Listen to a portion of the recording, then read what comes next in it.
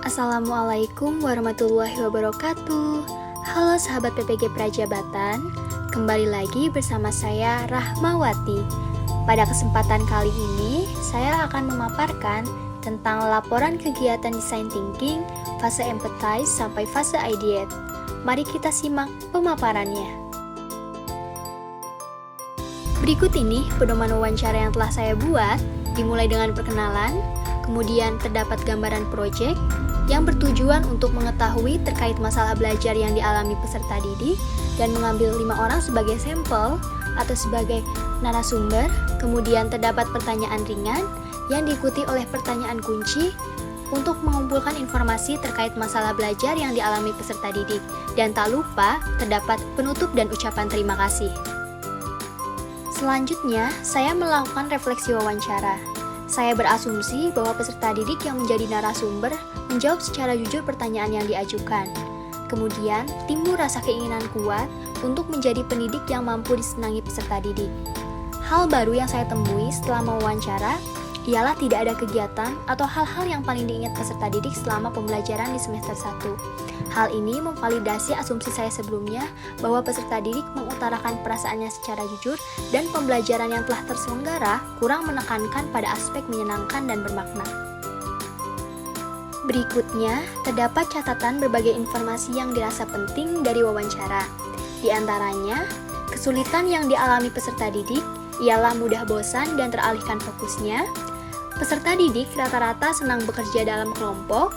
Kemudian, peserta didik senang jika terdapat aktivitas seperti melihat atau menonton suatu tayangan, dan lain sebagainya.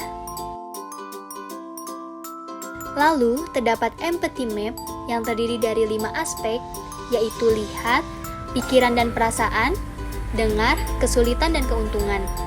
Hal yang paling penting dan bermakna bagi subjek ialah pembelajaran yang menyenangkan, bermakna dan memudahkan peserta didik.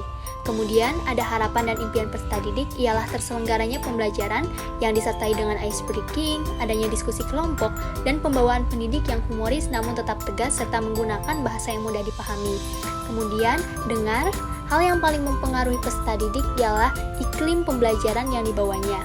Kemudian, adapun lihat, yaitu lingkungan yang berada di sekitar peserta didik mendukung terselenggaranya pembelajaran yang menyenangkan dan bermakna. Adapun kesulitannya, yaitu peserta didik ketika belajar mudah merasa bosan dan teralihkan fokusnya. Adapun keuntungannya, yaitu harapan yang ingin dicapai oleh subjek saat belajar ialah memahami materi pembelajaran yang disampaikan dan mampu menyelesaikan persoalan yang disajikan.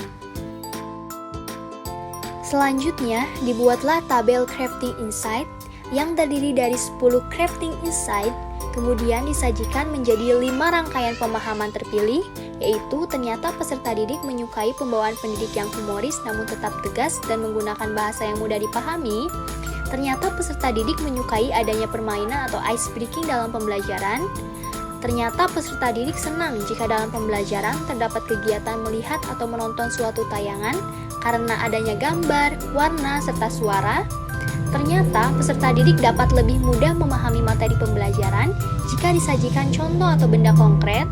Dan terakhir, ternyata peserta didik senang bekerja dalam kelompok karena adanya interaksi satu sama lain.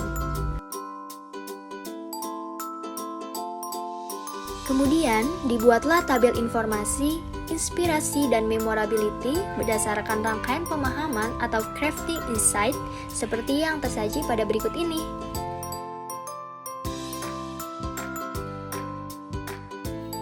Masuk pada tahap design challenge yang terdiri dari 8 design challenge, kemudian terpilihlah design challenge final, yaitu bagaimana kita bisa menciptakan pembelajaran bermakna dan menyenangkan yang menggunakan model pembelajaran inovatif abad 21 agar peserta didik kelas 3B dapat lebih termotivasi saat belajar.